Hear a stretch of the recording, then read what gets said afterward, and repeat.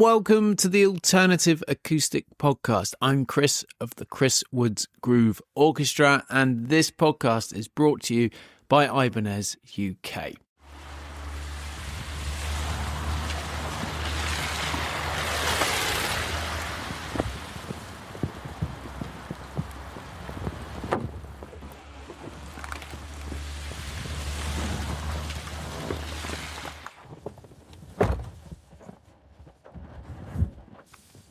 So I'm in my car on a rainy December evening and I'm about to head up to Birmingham for a very special event at the Headstock HQ. Now, this event is a release of some really exciting guitars from Ibanez and amps from Laney, I believe, and they're inviting Ibanez artists and other influencers and guitarists to go up and check out that gear. There'll be some performances and a whole host of fantastic stuff. I had the crazy idea of heading up and putting two microphones in a room and inviting some of those fantastic acoustic artists and non-acoustic artists to come and play a bit and talk a bit about acoustic guitar.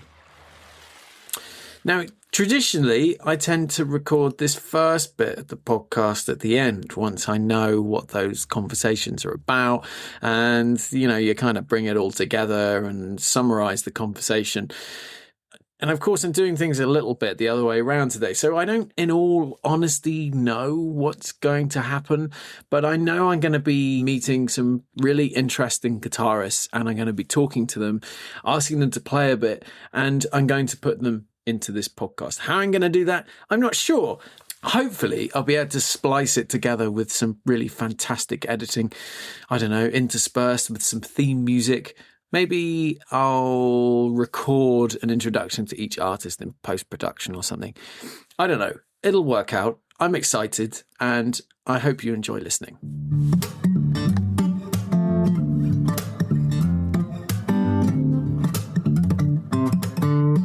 So my first guest in this episode is the absolutely inspirational singer-songwriter Etaoin.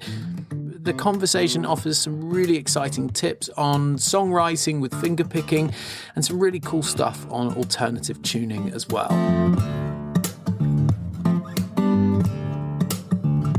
Guitar. Okay. Just my writing in general. What's going on with tuning now? Because you were saying... it's just a standard, but I put it down to D because I like the sound of the warmth. I like it when it's like deep. Yeah. And it just sounds a bit more like moody.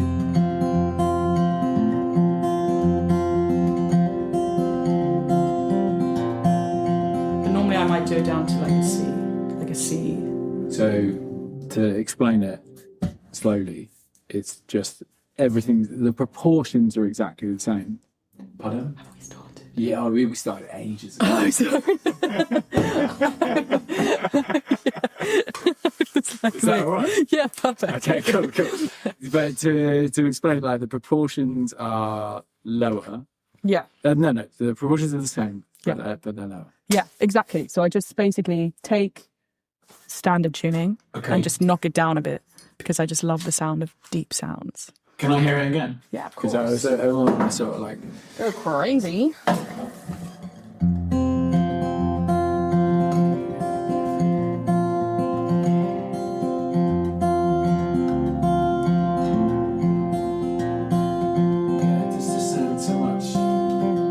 Especially when you get to that low note. It's just so nice and deep. I just love the kind of depth of low notes and stuff like that. And I think it adds contrast because in the kind of songs I write, often I end up going quite high. Vocally. On top, right, vocally. Okay. So it's a nice contrast. And I just love the sound of a deep guitar. Maybe I should look at the baritone as well. Do you like the kind of the strings being sort of more malleable and stuff as well? I normally, as in the gauge, the thickness. Yeah, but because also they're looser, essentially. Yeah, I enjoy that personally. Okay. Yeah, I really like that. It's also because I've got tiny little hands, so it's kind of there's only so much strength you can put behind little fingers, and even though I'd say they're quite developed, that makes me sound like I've got like I'm just banging out protein for my hand strength. Eating 3 chicken breasts for breakfast. Why not? Why not? Why not? But I quite like the looseness. Yeah. But actually, when I got this guitar, the guys at Ibanez set it up for me because they knew I did say I'm going to be. They adjusted the little. But yeah, because the strings are going to be so loose. Yeah. Stuff, like, Exactly. oh, beautiful. Yeah. Okay. Well, that's really nice. Yeah, I love playing in different tunes, stuff like that. I think it's so fun. What other tunings? Tell me about it, because this is the place to talk about tunings, because most people who listen to this will be like... Honestly, I don't know what I play. Is that crazy? That's cool. No, it's not. It's great. Is that I just kind of work it out by ear. Yeah. I just because that's even the way I learned chords and stuff. I've learned it all by ear. So I'm kind of even power chords. Like I would probably I don't know if that's how the way someone would normally play a power chord, but that's how but it's so weird. You arrived at playing a power chord in the way that other people play a power chord by working it out rather than being told, this is how you play a power chord. Yeah, but the thing is, because I've been playing guitar since I was about 11 or 12. Okay. So I was convinced that I found the lost chord. I just because obviously in my head I was like, oh, I made up a chord, and obviously I was 12, so 11. And I remember going to my music teacher at the time being like, oh my god, I think I've just made a crazy discovery, and they were like, yeah, that's a G. So yeah, damning, so damning. I would have fed that magic. And Yeah. Oh my word. Yeah. No, okay. Yeah, she was pretty. Yeah, but she was an amazing teacher. But she, I thought I'd found the lost chord. Yeah. Yeah. Okay. I thought it was like a prodigy, and it was like, this is a G. Because I like that what you did earlier when we were sort of setting up, which I probably have recorded a bit of. Mm-hmm. Maybe I can cut it in, but where you played the recording of a tuning on your phone. Oh yeah. Do you want me to play it again? Yeah, let's stage it. Let's do it again. Okay, amazing. So there's this tuning which I am obsessed with, and I have no idea what it is. And I've got a little voice note on my phone. Wait, let me get it up. Okay.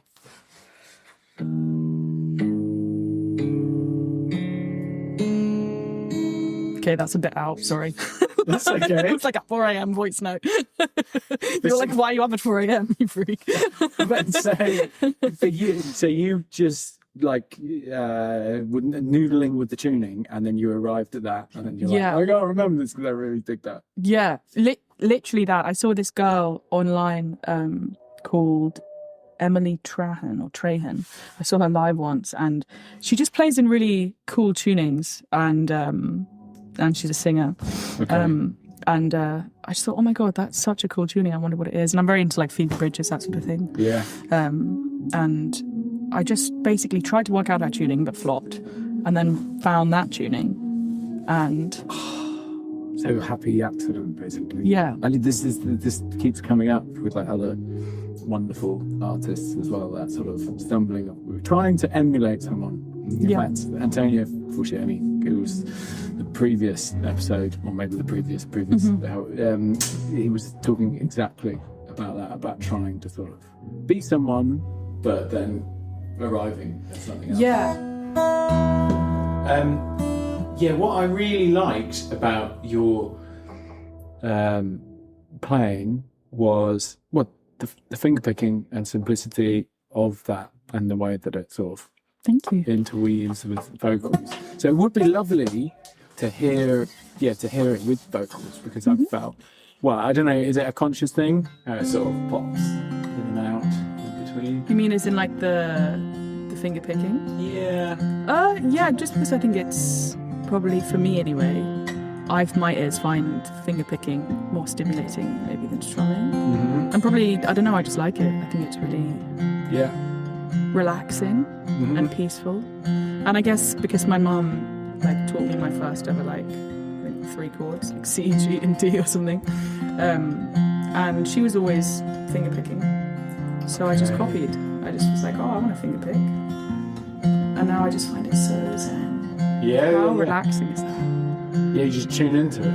Yeah, it's just so nice. I'm just obsessed with like just finger picky sounds, soft sounds. Okay. Yeah. So there's like when you're creating stuff, does it start with that, with a little pattern, and then It really depends on the moment. Like sometimes like a song will come really quickly. Mm-hmm. Sometimes it'll happen in a moment of like, I don't know, rage or like tenderness or whatever, you know. Rage. Yeah, literally. But it's yeah, it depends on the moment, and it depends if, I mean, I mainly write alone, but I do love a writing session too. So if you're going into people who also have ideas, you know, collaborating is amazing too. But it always just kind of depends on the moment. But often there's been quite a few times where I've started off with like a finger picking kind of thing, and then been like, oh, I'm gonna make this into a song. Yeah. So it's it hasn't always kind of been starting with the finger picky thing, but a lot of times it is. Yeah. Can you talk about or even demonstrate how to write in, you know, with lyrics and finger picking, and any sort of how that works by playing and showing? Because I reckon there'll be loads of people who listen to this who finger pick, there'll be loads of people who sing, but I don't know, it's just cool to know. To handle my writing process. Yeah, but a little bit of showing almost, because I think sometimes that there's this magical moment that we talk about writing music, for example, people thinking about writing it down, but that might not necessarily not be the case. But I reckon to a lot of people, there's this mystery of actually how you get from noodling a finger picking pattern to singing a little bit of a melody or something. This sounds so wild, but I saw John Mayer actually say it, and I really took it on board. You just sing as if the song is already written. Okay. So if I'm playing that, you totally shouldn't have mentioned John Mayer. Just said that was yours. I love it. Yeah. But it's just pretend the song's already written. I mean, if you just pretend, like if I was to, I don't know, I'm trying to think of what I would write about right now. Like, I'm sitting with Chris in a room.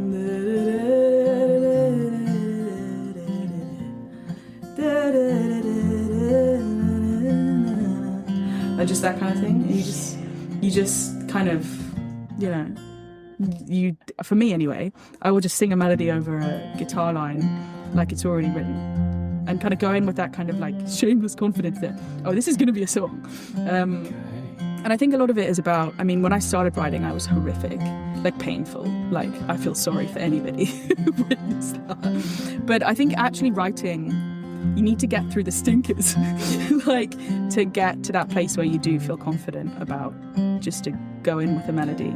And as you get to know chords better, you'll know what notes go nicely. Like what vocal melodies go nicely over chords. And yeah, I just go in and just think, okay, if this was a song on the radio, what would I want to hear? And then I'll have a feeling. So, and also just being into poetry, you can read a lot of stuff and get inspired by it. But it starts with melody and... Melody, I always...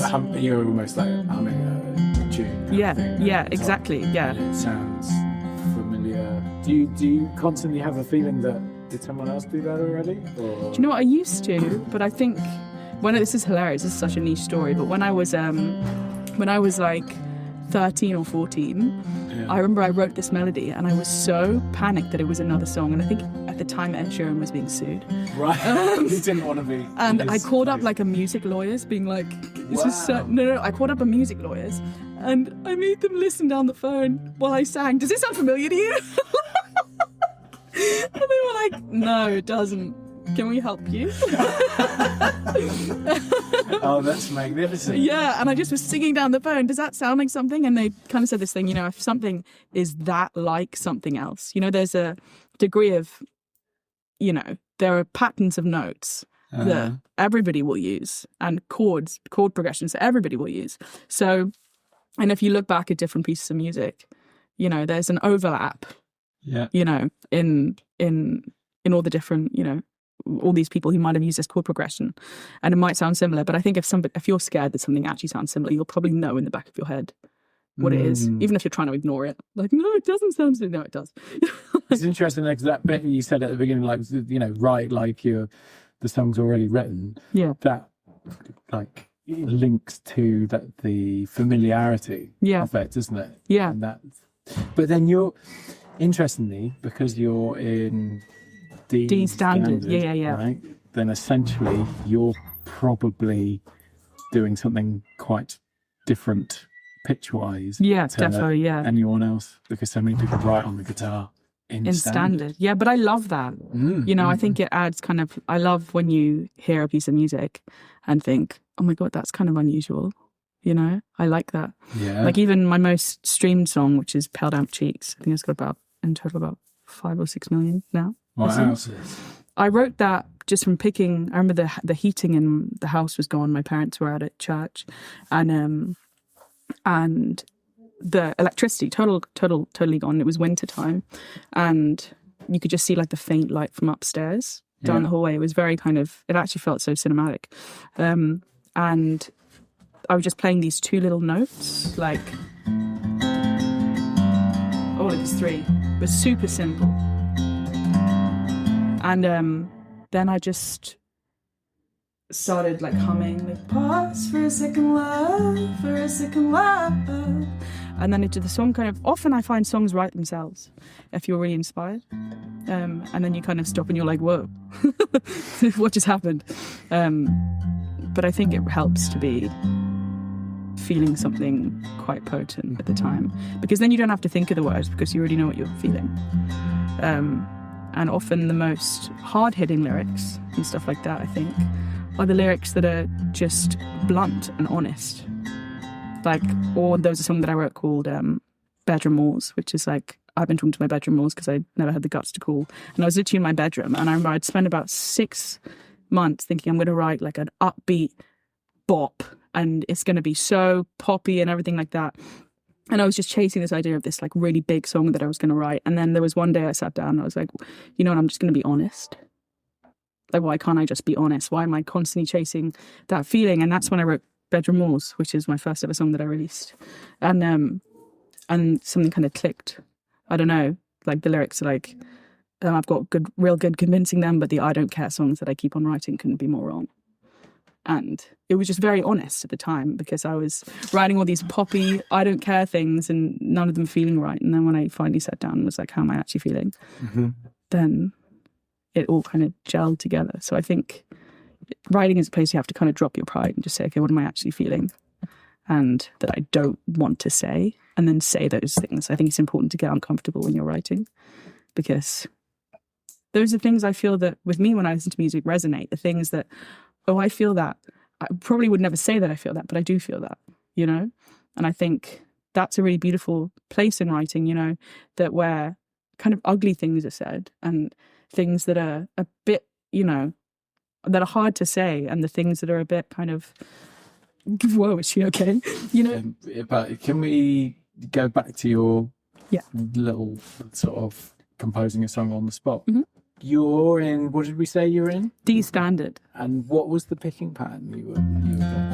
Oh, what was I playing when? I'm not actually sure. I feel one. That's like a comment. Okay, just the difference in like. So I'm doing a double thumb on the bottom string. Okay.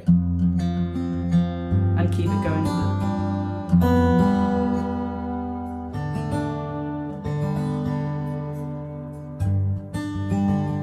Yeah. It just sounds so different. Just so much lower. Yeah, which I love though. I love that warmth. And it kind of makes it sound moody. Especially kind of the topics I sing about are often quite like, just I guess heartfelt. I was going to say dark, then I was like... But I don't reckon like many people will clock without the context. Obviously they can hear now. Yeah. It sounds so different and sparkly when I do it, but it's sort of like it's like a trick. Yeah, it's like I feel like it feels more relaxed, and I think there was a time where I was really into, actually probably still, when you listen to the different hertz of sound. Yeah. From when, and they connect them with like chakras and stuff like that, which is quite cool. 4, 3, 2. Yeah, exactly. And got a podcast episode on that. Yeah, I love that kind of stuff. Okay. And I find myself gravitating more towards the lower sounds. or just the ones that make me feel really peaceful and make me feel like my mind is going quiet when I listen to it.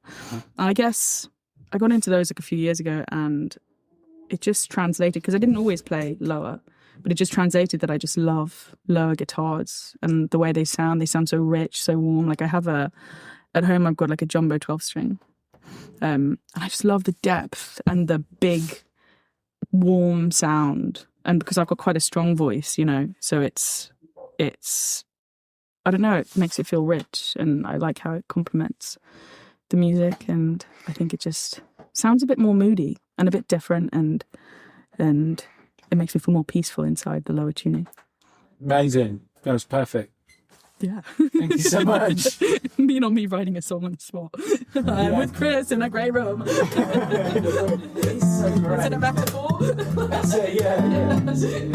He's so great. We love it.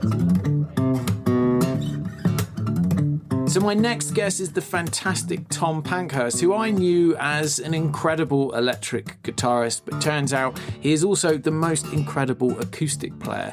And in this conversation, we delve into a whole bunch of stuff, from synesthesia to hearing the notes before you play it.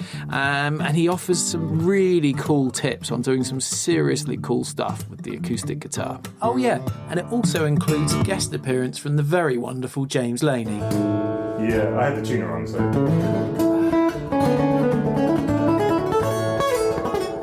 Let's do that. That sounded really nice. Yeah, it was lovely. It's wonderful to play with you.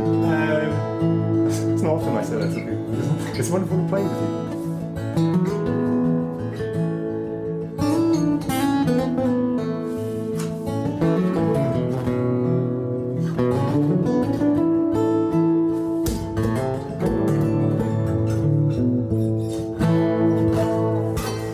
I really enjoyed that.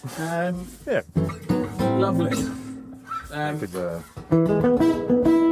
I really love that. Right, let's talk about acoustic guitar. yes. What should we talk about? Probably acoustic guitar.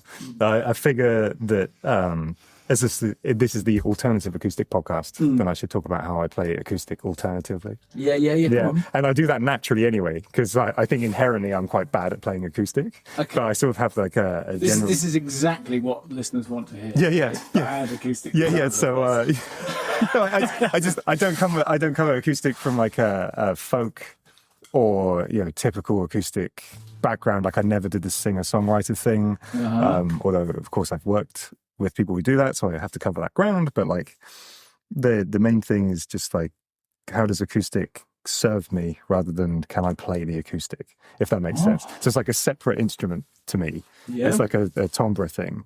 So like I figured the thing that we would talk about is like, I basically think about guitar in like, or acoustic guitar in like a number of different ways. So if I was doing like a session job recording for someone, how am I playing that? Yeah. Or if I'm recording stuff for myself, then how am I thinking about that? Or if I'm recording specifically with acoustic in mind or writing something, then that's a completely different thing too. So I figured we could probably talk about that. Yeah. Yeah. That sounds great. Yeah. Maybe I can show you some of the weird stuff that Show I'm me doing the with- weird stuff. Yeah. Okay. So let's Show me the freaky stuff. Yes. So basically, this would be hard to, if it's on a podcast, you sort of got to watch the fingers slightly. But essentially, what's going on is I've been using acoustic as like a texture thing a lot. So on the track of mine called Pluvio, which is Latin for rain, because I'm from England, it doesn't stop. I've read books, it's fine. There's this like texture thing that goes on throughout it, and it's actually kind of in the background of it, because I profusely prog instrumental lead stuff over the top, but all this stuff like is reinforcing all that stuff properly. I basically have been trying to build acoustic as like a texture element within my own music if it doesn't take the forefront. So there's things like this is the first one. So if we have like a grouping of 5, 1, 2, 3, 4, 5. So I'm using all the digits of my right hand, because typically we learn and we never use our little finger when we learn acoustic, right? Interesting. That's a discussion. Yeah. Yeah. I mean, Yeah. I do, but You do, but yeah, it seems to be. I keep meeting people who do, right. and it's like, well, maybe that's because I'm doing the alternative acoustic podcast, and that's the defining. Yeah, if I was only using your thumb and pointer, it's sort of a I mean, that's good too. I typically play acoustic a lot like that as well. 'Cause it depends what tuning you're in, but so I'm doing basically like this is a G major with the B and E strings open, and then I'm doing a grouping of 5 with my right hand, so it goes 1, 2, 3, 4, 5, and then I'm hammering on with my left hand to get the additional parts up to like 7. So it'd be like I like that already. you can speed it up.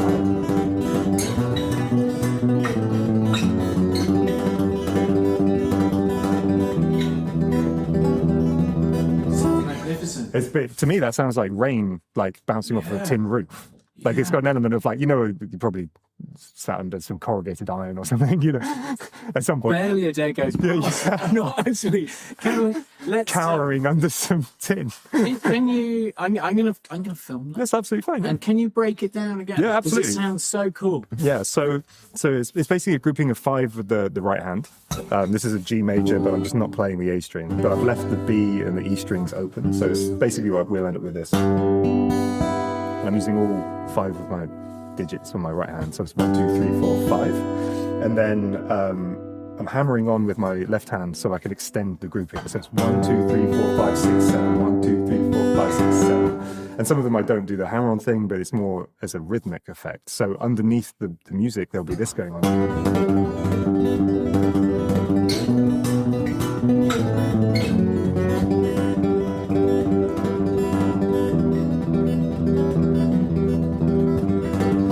What that means is you get like a different rhythmic effect, and it's not just really linear, or I could just be going.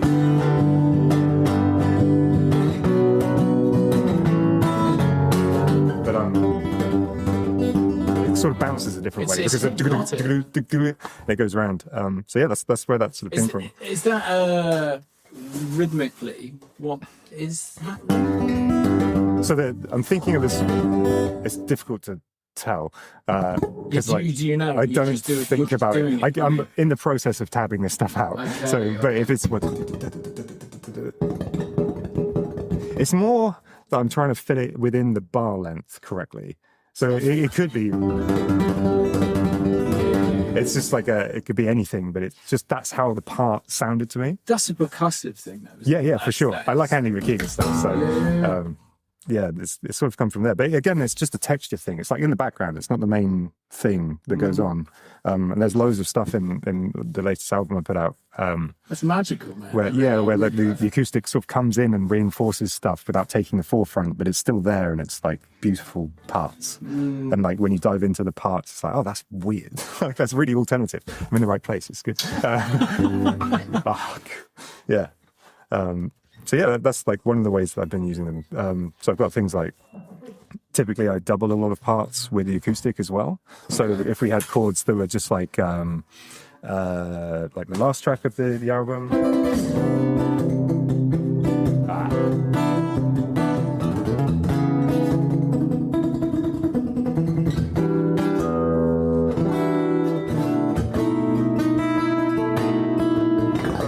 There's sort of that stuff, but it's behind like really distorted guitars as well. Mm-hmm. So you end up with like, when you play guitar just by itself, and like you're playing an electric guitar, because that's what I frequently. You probably don't do this as much. I would. Yeah, I know you're the acoustic man to me.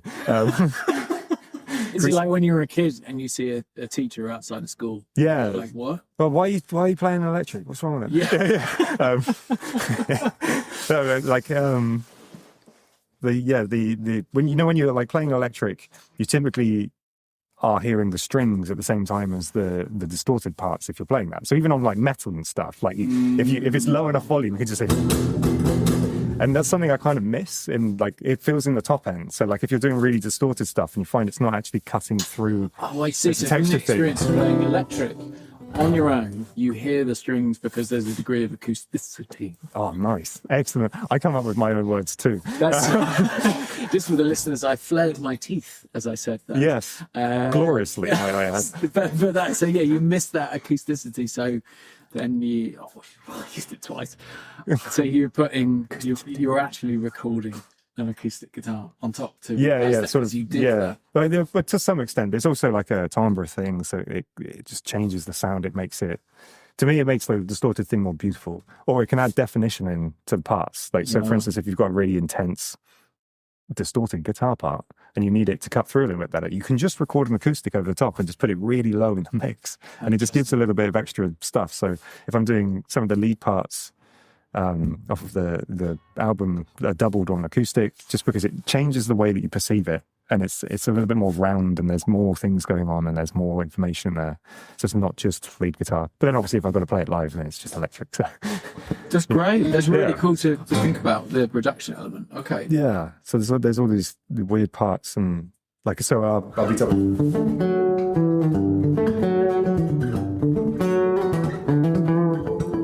That was rubbish. There we go. I can do it correctly again if you want. You're playing with a pick here as well. Yeah, it's between the two. Yeah, these don't flex, and there's nothing on these. But that's just a personal preference thing. But I play with my fingers as well. Okay. Yeah, gloriously, might I add. Second throwback. It's good. Okay, so I do like that sort of thing as well. But yeah, that's sort of how I'm typically thinking of it. It's like a composition tool. It's a texture tool.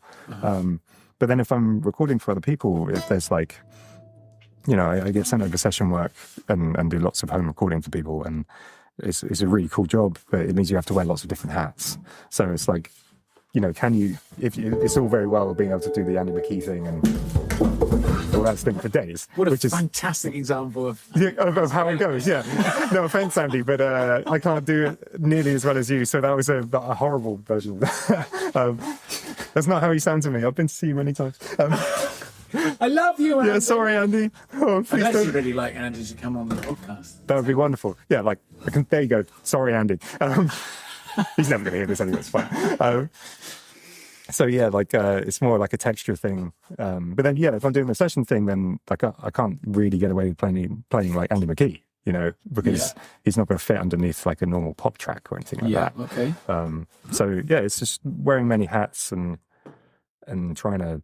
And it also feels different as well, like the acoustic to electric to me. Like you've got way less, it's way less forgiving, I think. You have to be really on top of it. Yeah, I mean, it's cooler. Yeah, it is cooler, yeah. Yeah, I'll bow down. I'll accept that, I'm just hiding behind a wall of reverb and distortion, There we go. Yeah. For the horses. Yeah. Okay. Hack. That's great. Do the cool thing again, man, because that was the this rain thing. I love it.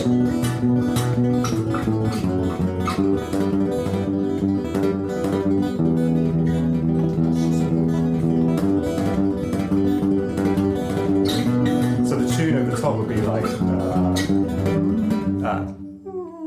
wait. Oh, I've had a cold for the last few weeks. It's been awful. It's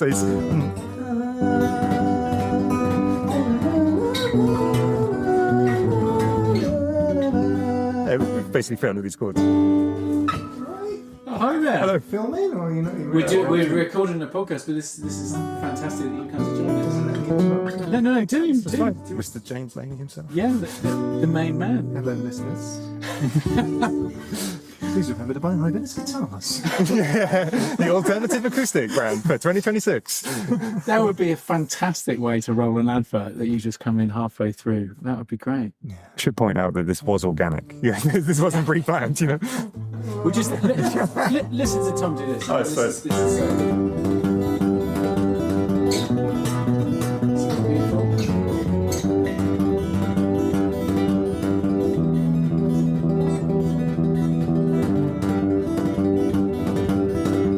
Sits underneath the parts on like Pluvio, and there's all these weird bits. Who needs a delay pedal when you can? Yeah, I can do the delay manually. It's a lot easier to get a delay pedal. It is, yes. Yeah, Yeah. that's what the Edge did. But anyway, Yeah. You mean I could have had a girlfriend this whole time? Yeah. What were you gonna? Oh yeah. So the next thing, let's make it more organic. Yeah. Thanks, James. Yeah, cool. So the next, we totally didn't just take a quick break. So the other part that I wanted to talk about was like I used loads of harmonics on the the acoustic as well to like fill stuff out, to make stuff twinkle around the edges and stuff. Twinkle around the edges. Yeah, we all twinkled around the edge at some point. So typically I'll record and double track acoustic quite a lot because it really widens out the stereo field. Like, there's obviously things that you would use in mono, which is where acoustic guitar usually sits, or it's like panned, but it's just one performance. And for those sorts of things, those are for like lead lines and things like that. But the textural stuff, like generally like double tracked, hard panned left and right. Okay. And there's all these parts. So like, I was showing you and then, so that's our overall chord progression, and then we can fill it in with like other textural parts. So like,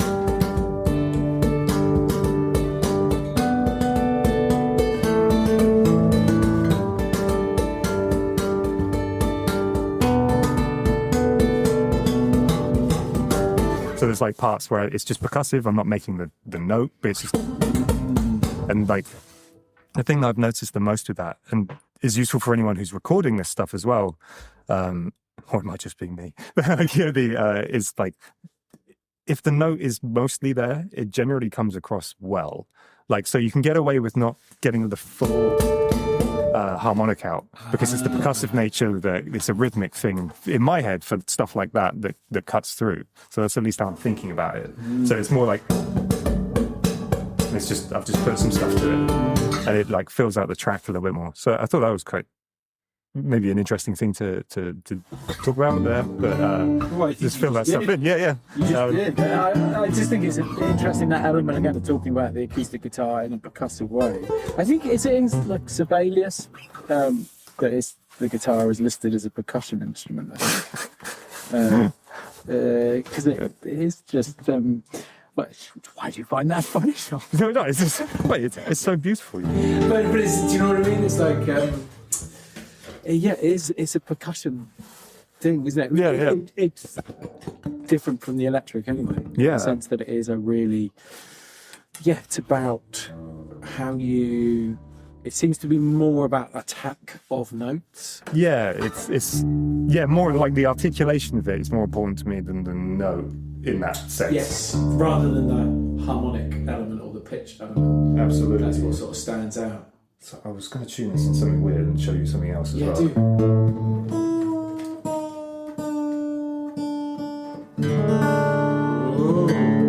That's an expensive tuning. It is, what is it? So it's basically Dadgad, but Dad G sharp AD. So like Dadgashad, I guess. Dadgashad. But I've got these capos like the. So G, your G is a G sharp. Yeah. So it's D, A, D, G sharp, A, D. And then you can put a capo on the wrong way round on 5th fret. Like a instant medium. So you've got D, A, D, G sharp, A, D, and then you've got the capo on the 5th fret. Yeah. Just covering. It's covering only D, A, D, and G sharp. Okay. Strings, or like the bottom 4 strings. Yeah. So we would end up with like.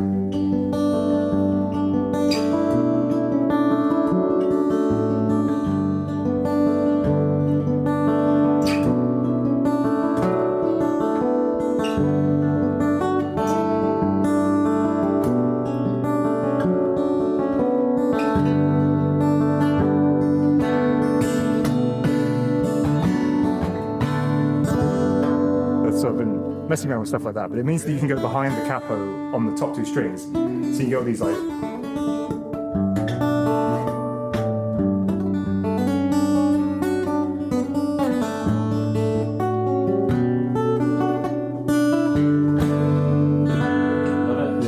That sort of stuff.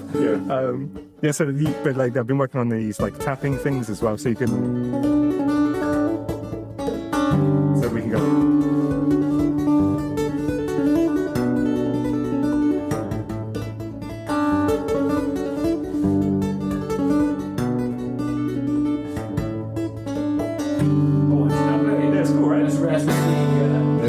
Pretty percussive again. Yeah, sounds great. So if you're ever bored, just stick a capo on the wrong way around and see what you can make out of it. So like if I slapped it up here, that's another portal to like different acoustic playing, right? Like, so the reason I should have explained earlier, like the reason I'm going for alternative tunings and alternative like ways of approaching it is because sometimes I get really bored, and like I get really tired of listening to myself play the same stuff that I always play, and like I could write in Guitar Pro, but I get bored of that too. I've definitely got ADHD, and it's just boring. So, like slapping. It's such a common thing, man. Like if people talking about using auto tunings because they're just trying to break. Yeah, because like my ear for guitar playing, and this is not to sound arrogant. Like if I can hear it, I can play it. And this like I do session work and recording, and I spend all my time playing guitar, and I've spent an enormous amount of time trying to facilitate whatever I hear in my head coming out on the guitar. Right. This is probably true for everyone that is making music, I think. No, I can't. Like, so in like inside my head, I can hear all the notes before I play them. But like when I go into alternative tuning, because I spend all my time in basically E standard on electric, and that's something particularly expensive that day,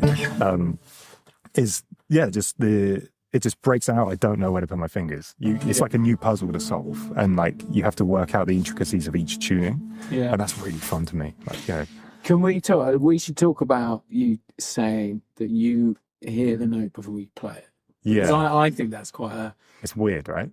Yeah, I mean, it feels really obvious. Maybe I'm just really bad at music, but I don't think that's true. But I think that I don't know how common that is to literally, even when you're improvising. Yeah, like you hear it. Unless I'm really stressed out, or it's too, like the changes are too quick or something like that. But like, if someone plays a chord, I can hear like the tonality of it very quickly, and I just know where to put my finger. It's really difficult to explain. It's like you sort of see the matrix, but I can hear it in my head. I prefer to think of it, maybe in your head there's someone just sort of singing the tune. Or it's like a little monkey with like a wrench, and he's just like turning something, and it's like one of those music boxes with nonsense. Yeah, it just sounds like the South Park theme constantly. Just you hear it, and then you play it. Yeah. So generally, everything is like that. All the composition stuff is like I can hear chords, and like do you ever like like when you're falling asleep? Maybe if you don't have this or whatever, like when you fall asleep, can you sometimes hear music? Or have you had dreams where you've had? To be fair, so it's hard to hear that over the crying that's going on. I think there might be music there, but it just you've had a dream where you hear music. The most irritating thing is when I wake up and I've had a dream of a track, and it's gone immediately, right? Well, but also a track that I know and love, and I have to listen to it. In a sort of get out of the way! I gotta listen to that because it's something. So yeah, I do kind of get that. Yeah. So like I don't know. Maybe this is. So that's what it's like. I sort of. It's more difficult for me on like alternative tunings because I don't have the. Well, the notes are in a different place. Yeah, right? So you go to put your finger there, and it's something. But that's its own thing in itself. But I guess like the. I think that's. Have you spoken to people about this? Well, like a therapist. Yeah. It's just, I keep hearing music. But how common is it? I have no idea. Maybe loads of people listen to this and be like, "Yeah, I do that too, Chris. You're all weird." But maybe I hope so. Won't you think me? But like no. But I wonder if mildly synesthesic as well. Like so, like. B flat is like a really light blue generally to me. Yeah. But then it changes and things. Yeah. Sure, man. Yeah. I'm doing colours right now. Okay, so that's amazing. You also took the. We should mention that we. No. Yeah. The food of the Ibanez thing has been wonderful. So like in general, I hear like all of it. And it's just trying to get it out. And I'm aware that that's probably quite odd. And it sounds amazing. It's great. Like literally, like I can sit in silence by myself and I'm like, this is great. And it's bizarre. And then half of the time I'm just trying to get that out in the format that it was in my head. And that's what I spend so much time doing. And that's why I play so many different things and do so many different, like I use acoustic weirdly to fill in that part, or program drums in a certain way, or I've got a plethora of different guitars because they all get closer to the sound that I'm after, and it's weird. I've just outed myself. It's like some sort of man. It's so because all of the music thing is so hard to explain. Like leaving musical theory aside, to actually articulate, especially I think improvisation or composition, like creating something, to articulate how that stuff happens is basically impossible. You know, it just I can give guidance on how to get there a bit, but like for sure. But to actually explain, it's like how talking about the notes are in your head before you played them. I mean, I think you might be from the future. I'm just time lagged out, you know. It's so cool, and the synesthesia thing, like it's not huge. The synesthesia thing isn't huge, but things definitely have a certain weight or like a vibe to them. Okay. You know, like when you've got loads of ideas, and like you go, that idea doesn't go with that idea, but that idea could go with that idea, and that idea could go with that, and then you start collecting vibes. I'm going to sound mega hippie, but I spend a lot of my time just collecting vibes and like programming them out, getting the idea out, and then just leaving it on a hard drive forever and not showing anyone. but it's the process of doing that, and it gets you closer, and you realize, oh, that thing I did ages ago where I didn't think it was going anywhere could go with something else, because they're the same vibe in my head. They feel the same. And that's a lot of the writing that I do, because I mean, if you listen to my music, it's kind of all over the shop in terms of like, you know, the parts and everything, but it's cohesive, I think, or I like to think it's cohesive. It's cohesive to me, and everything ties together and conceptually ties together with like certain techniques or approaches, and that's where that comes from. Mostly, it's just like this. I hear it and do it. Oh, that's cool. That goes with there. Maybe it could be twisted slightly to fit that. Because now when you put two ingredients in, the overall image changes, and then you hear something else. This is wild. This is literally like a therapy session. It's really exciting. It's really exciting to talk about it in a bigger way than just some names of chords and stuff. Yeah. So like typically I'm not thinking in terms of the chord names or note names at all. It's just the tone or like the interval that it is. And I've got good theory as well. Like, so it's fine. I can work stuff out. But the approach is always I just hear it first and then do it. And yeah, just it's just that. It's weird, bizarre. Nice. But I was going to say, like, if you want to build that sort of thing or get on the beginning of that for anyone listening who's interested in that, like if you play guitar, just sing the same note that you're playing, and over the process of probably years, like it's your brain, like you know what neuroplasticity is, like your brain will reorganize itself depending on like how you use it. And I think I'm just guitar now. Like I can't do anything else. My brain's just. We practice like a lot, attaching, but also attaching your the music. Ed, you probably talk about that as internalizing. You're attaching your body to the it's like how does it feel to make that happen? You sound like a hippie. When it is really, yeah. I am a hippie. Yeah, same. But that's what you're doing, right? You're just you're connecting those two things, and the more you do it, it's like osmosis. It just ends up, and then one day you might find yourself going, "Oh, I just know where to put my finger for that note." Yeah. When you started, because I started playing guitar when I was 15, which is really late. I feel in comparison to everyone else. Everyone it's not bad, bearing in mind you're only 17 now. Yeah, that's very flattering. And I won't touch the grey on my beard at all. I wish I was 17 again. Really? Nah, 24. 24. That was 24 was a good, yeah. I love 24. Do you think you can practice the or practice improving and connecting and dialing in that synesthesia element? Do you ever try to do that, like turn up the colours? It's to me that's not the focus, I guess. So like it's just I said it was like quite mild, and it is there, but it's not. It doesn't dictate stuff to some extent. Like, but if you want to build, as in like it doesn't inform me how to write. It's just afterwards I'm like, oh, that was cool, and it's blue, and it's like, oh, it goes with the other blue things. It's like a big pile of nonsense. Can you play me a blue chord? Oh, I'm gonna have to retune. Oh, okay. Because I'm currently in Dad Gashad. Oh, I'm going to use the tuner for that as well, or I'll get told off by Chris again. Tom, can you tune it properly? Oh, properly. Oh. I know. I'm really sorry. Oh, you're one of those people that plays in tune. Oh. Well, I'm not. I just have higher expectations of others over me. Do you know what I mean? Oh, I'm just held to a higher standard. Yeah. I just think that.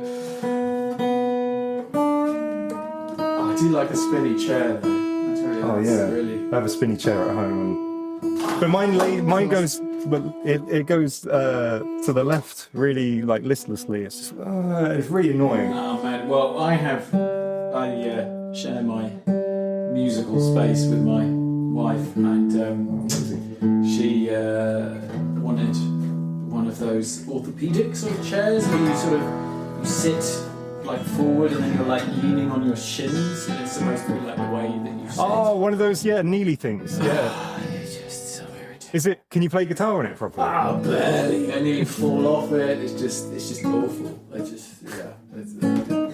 Yeah.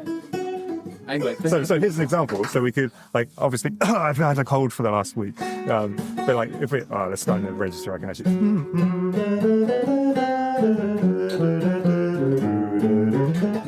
like that sort of thing where it's just like it's just I've spent so much time building that. Yeah. By just like and you can start off by like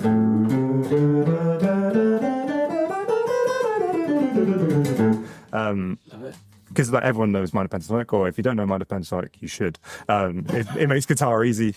Just go and learn it. Can you do the coloured chords though? Oh yes, Well, yeah. that's The what thing you asked me for. Yeah, So yeah. these are all light blue.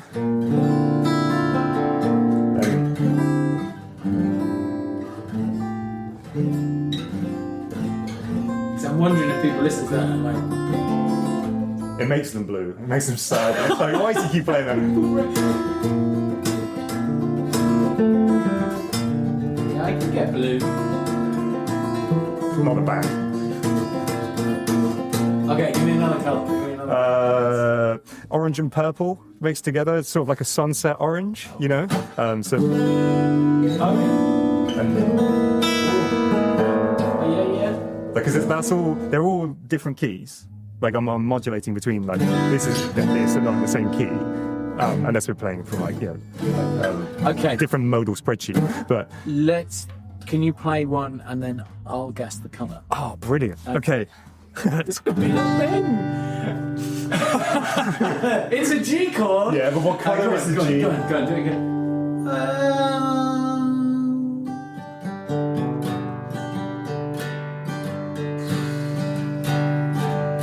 Green. Green is correct. Yeah, well done. Yeah, good. If you had any answer other than green, I was going to say no. No, wrong. Oh, obviously, it's completely subjective. But Go on. That's another one. let's go for another one. The thing is, we've already done several colours. So You can reuse colours. They might be the same vibe. Good. Pinky purples. Cool. That one's like a pinky red to me. Okay. Not dissimilar to the colour of this. Yeah. Which is useless on a podcast. That's all right. Yeah, I pointed to a pinky red thing. Yeah, should we do another one? Yeah. Let's do.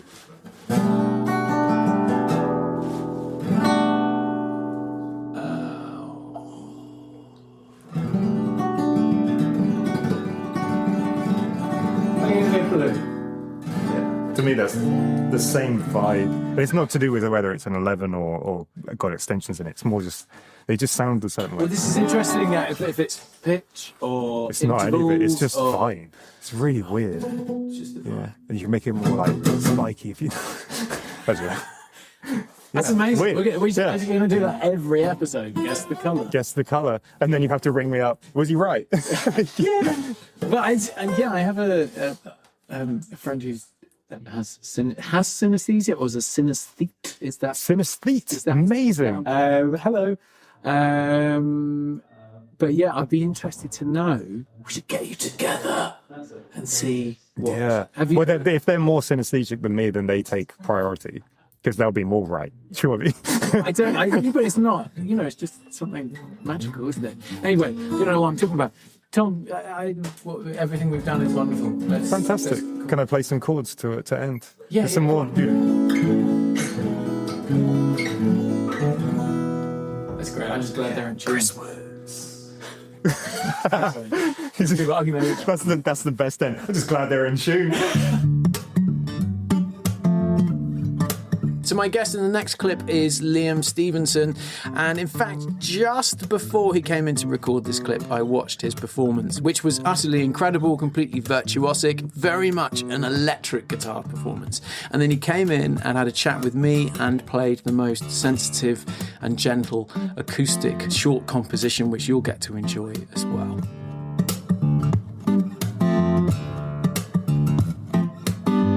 Yeah, because what I just witnessed was like the anti-acoustics. Yeah, you could call it that, yeah. But you dig acoustic as well?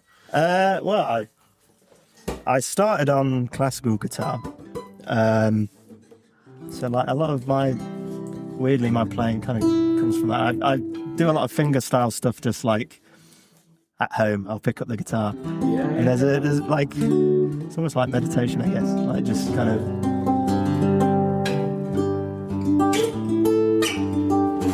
just noodling really. But it with an acoustic compared to an electric, like remove the pick and different kind of way the guitar is anyway, like made and shape. Like you just end up playing it differently, I find. So you don't put any shreddy stuff onto an acoustic guitar? Really? Not really, no. Yeah, come on in. That's fine.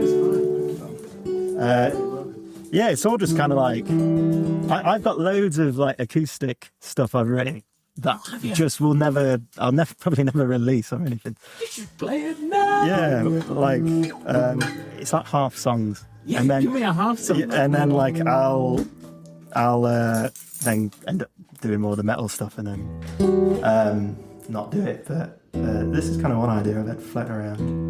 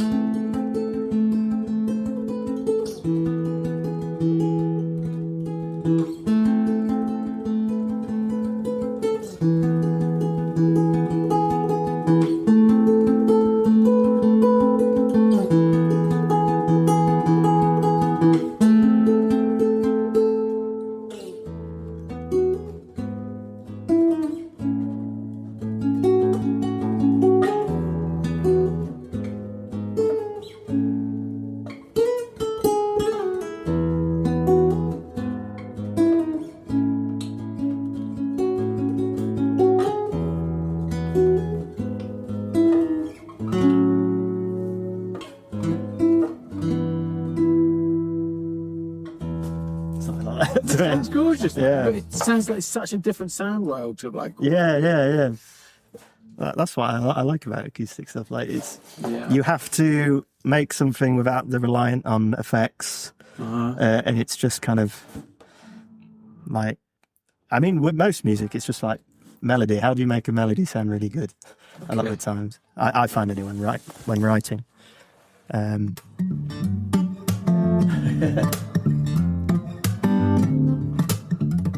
So my guest in the next clip is Adam Ironside. Adam happens to be a really amazing electric guitarist and acoustic guitarist and fretless acoustic guitarist as well, I should mention. He also happens to have been a guest on my other podcast, the Music Education Podcast, talking about microtonality and all kinds of wonderful things. So he's a really incredible guy and I'm super happy to have him on this episode. Because obviously I know that you're an acoustic and electric man, but what Liam was saying to me was quite interesting, right? Because he was a shreddy dude, but then he wasn't doing any shreddy stuff on the acoustic. He was showing me these like really gentle finger picking things. Do you think are they different worlds for you, or do they cross over? Do you know what I mean? Because I was expecting you guys to be like playing drop tune riffs and going, whoa. No, I mean I don't think anyone really does that on an acoustic. I think like the relationship between classical guitar and metal is quite like everyone's heard that Metallica. Can't play that, unfortunately. Okay. Everyone's heard like I also just don't know how to play it, so yeah, everyone's heard like there's a lot like classical guitar particularly is quite synonymous with metal, and like heavy metal is kind of composed, I suppose, a little bit like classical music is, so it's natural that nylon string guitars have found their way into metal music, which is, is primarily where I come from. But that said, I flip-flop. So for about 10 months of the year, I play almost like exclusively electric. And then for a couple of months of the year, I go down the old Candy Rat record style rabbit hole and listen to all the amazing fingerstyle percussive acoustic players. Try and do some of that, like Dad Garden, like tappy slappy sort of stuff in the nicest possible way. So I have a little bit of background in that, but I'm not, can't do it super authentically. It's just something I would never show anyone. It's just something I kind of do for fun, Yeah. But I found that playing, like sometimes like working out finger patterns on acoustic or on classical can open up creative ideas that I normally wouldn't necessarily think about on electric. So sometimes same as piano, sometimes I'll sit at the piano or at the acoustic or classical guitar and come up with something where it's like, let's try that, but not that on electric. And you can come up with some pretty interesting finger picking patterns or open chord voicings or. Okay, that's interesting. What's the similarities in classical and metal music? Because I totally get that. I'm trying to think about what it is. I was terrified you might ask us that because it's something, I don't know, something that I kind of like I've always felt, but I don't necessarily know why that's the case. But there's something about like Beethoven symphonies that's just metal. It's just heavy metal, man. And that there's some like awesome music like Dream Theater have done it. Ingvar Malmsteen has done the crossover thing. Yeah, that's that sort of the neoclassical like. But even there's a great Greek band called Septic Flesh, and they're like a sort of black metal, death metal crossover band, but they've done albums. Well, all their albums is with orchestras, like hugely orchestrated. So the symphonic orchestras all playing really well arranged classical or romantic era style parts with brutal metal happening at the same time. And I think like brass, like tuba, like Wagner tuba, and like bass trombones are like they've got that really distorted characteristic when you overblow them. And I wouldn't be surprised if that's where. Like Bach and Beethoven, Wagner, that is like, there's something about it where it's heavy metal, man. I can't explain it, but I think like you feel it as well. Like that is metal. Yeah, maybe.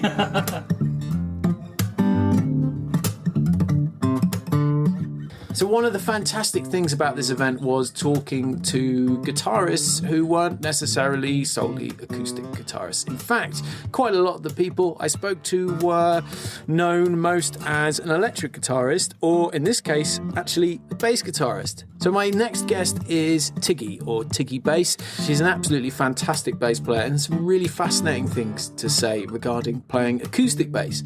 I know you'll enjoy. Yeah, okay. So, we were talking about acoustic and bass and how that's different. Mm-hmm.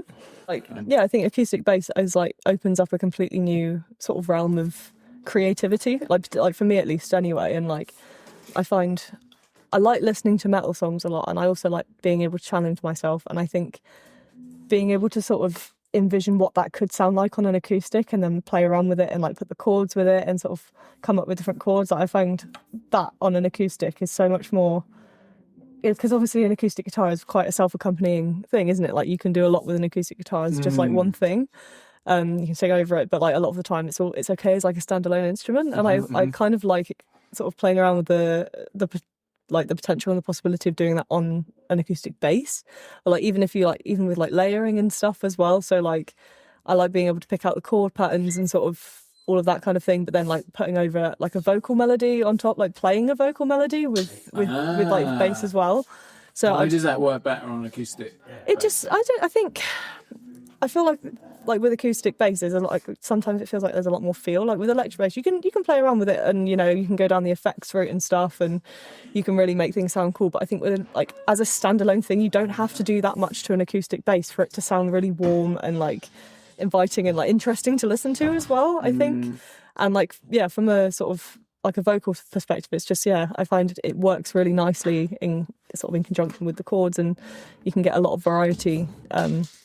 Just on the both sides of things, I guess. Yeah. So for me, again, I'm not huge on on chord names or anything. So I like being able to sort of play around with that, and it still sound really nice, even if I don't play something that's completely right or whatever. But for example, this is, I don't even know what this is, but I've got my hand in the right place, but I don't know what that is, but it's really pretty. It's really nice. Yeah. And I think sort of being able to have that experience sort of playing it on an acoustic versus an electric, and what sounds cooler, what sounds nicer, and I think the tonality of it as well can sort of lead your head in certain ways. So one of my favourite acoustic artists to listen to at the moment in particular is Mike Dawes. I'm sure you know Mike Dawes. Yeah, absolutely. And obviously he does that kind of metal song to acoustic version very, very well. Yeah. And that kind of thing I find really inspiring, and how he does that. I'm oh, how would that sound if I did that on bass? I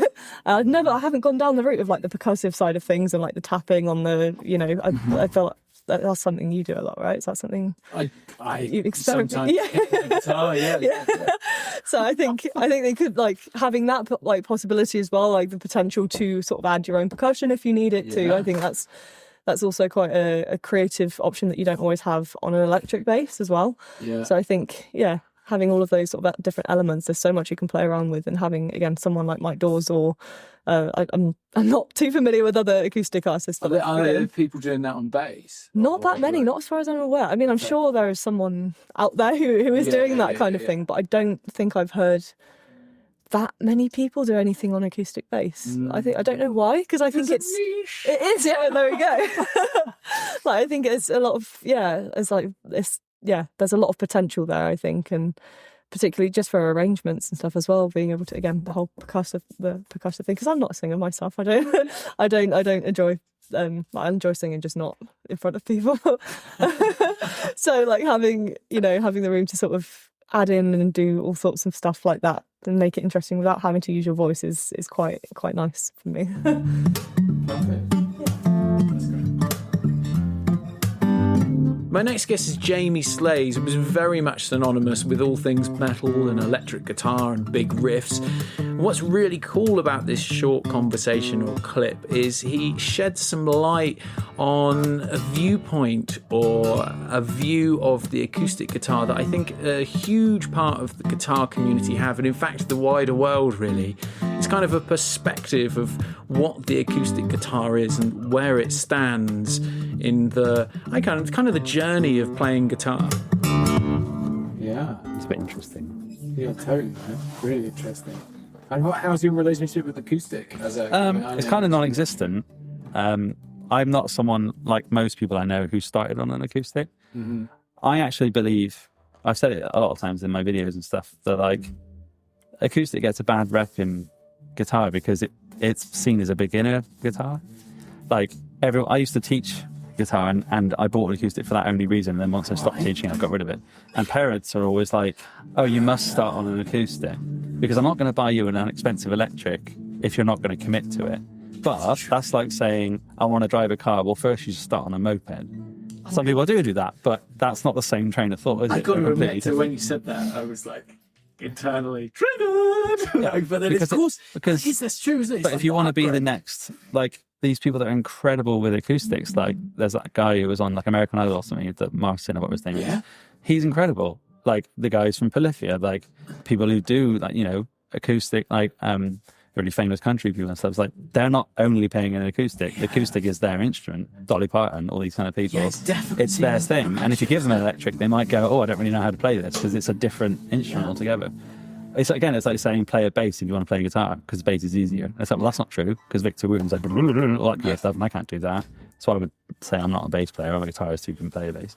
So I always used to have that mindset that that's a bit unfair to say that an acoustic is a beginner guitar, and then if you carry on. But it's harder to play in some ways, that the action's harder, the strings are usually thicker, it's big, it's cumbersome, it's not easy to sit and play with like headphones and stuff because it's loud until nowadays with electrics and stuff.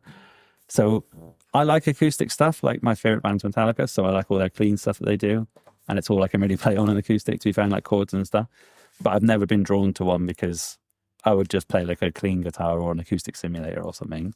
But I love how they sound. I love that kind of thing and the resonance of a real acoustic. But I think because I play a lot like on the sofa and stuff, for me it's never been I don't sit around a campfire playing chords and stuff, which again is how I assume acoustic is played. But because they're bigger and stuff, I usually just sit with like a guitar on my lap with the headphones on or something. But I like them and I'm impressed by anyone who can play one. But I just think they're not anything I've ever really gone towards. Yeah. And because I grew up just like instantly wanting to play like death metal, for me like acoustic was completely out the window. Yeah. Until I got into bands like Metallica and Pantera, and then they're doing like clean stuff, and they weren't using clean guitars, they were using acoustics on the album, but obviously live they would play, until recently when they have that kind of acoustic on a stand that they play like a Variax or something. But yeah, for me acoustics were never really a thing, and like nylon strings are confusing to me because they like roll around.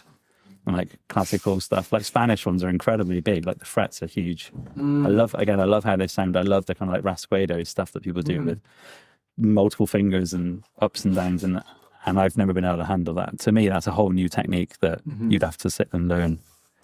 People don't now obsessively want to play bands like Polyphia, and they play acoustics, and Tim Henson's got his own Ibanez acoustic signature nylon thing, and I play them and I'm like, I can't do that. And like to me, like learning all this kind of like multiple harmonic stuff and like bending the neck and finger picking, like it's a whole, I'd have to spend another 20 years I think learning how to do that. It's not as easy as just saying, oh, apply what you know to this. You see, it's a really different beast. Yeah, I think it's completely different. It's not easy either. Like I've never attempted Eddie Van Halen stuff because I think it's hard to touch and do it well in the same way that when I do live streams and people are like, oh, play a Polyphia song, I'm like, oh, I wouldn't even attempt it, because to me it's a completely different beast of, I'm like down picking Metallica riffs and new metal and stuff. For me, that's a whole different ball game, and it's difficult. And people I know who can play are like, it's difficult. It is really hard to do. So it's not something I can just jump into, and it takes a lot of time, and I appreciate that. So that's why I'm like, I don't have the time. But your career's about doubling down on that. Yeah, and I think I saw Andy Woods at the Guitar Summit, and he did a talk as well, and he said like a lot of the time as a guitarist, because he does teaching as well, we look at a horizon and we want to dig like an inch down across 3 miles. And he's like, what you should do is you should dig 3 miles down in the inch in front of you. So he was saying in terms of techniques, like if you want to learn how to do sweep picking, you should just obsessively do sweep picking. Don't do sweep picking a bit and then next week learn tapping, and then the week after learn. He's like, people are almost getting too much of a mixed bag of techniques rather than like learning the one thing and doing that really well.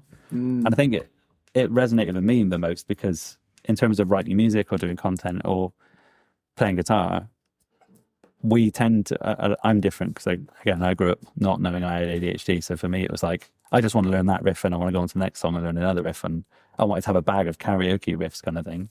Oh, I can play that riff. I can play the whole song, but I can play like the one riff that was the main one. Whereas he's almost saying like, yeah, just drill it down and just keep learning the thing that you like. So it is, I think that's more of an acquired science of like, actually push through the uncomfortable thing of, if I did say, I really want to learn to play that acoustic stuff, I would sit and do it. And I guess it wouldn't take me 20 years. It might take me 6 months or something. But at the moment, it's not something that I go, oh, I like that. I want to be able to play that. I like kind of like Spanish fly kind of acoustic stuff. And I grew up liking Avenged Sevenfold, and they had a cool like Spanish classical thing that I really liked. And I went to one lesson to learn how to do it. And he taught me like finger picking, and I could never do it. So I was just like, oh, I can't really do that. And learning that you've got to use different fingers and stuff. And well, but because are you playing some of the stuff that you're playing on electric? Is it different tunings and things?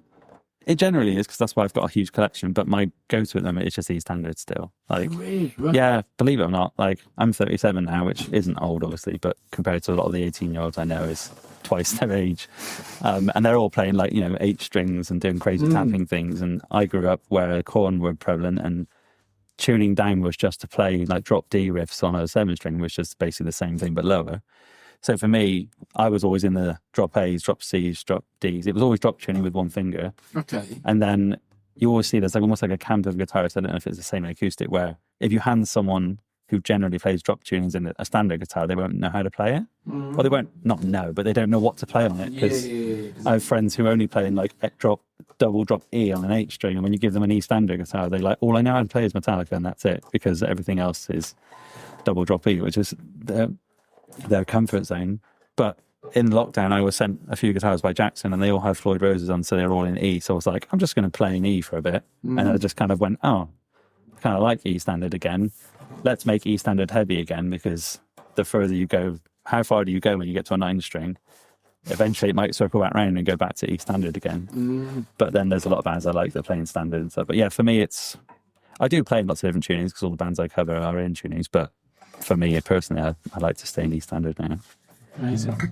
I don't know why. I just think it's nice. It sounds heavy still. Still sounds. Again, it's Metallica, isn't it? So for me, it's the tuning that they were in forever. So for me, it still makes total sense.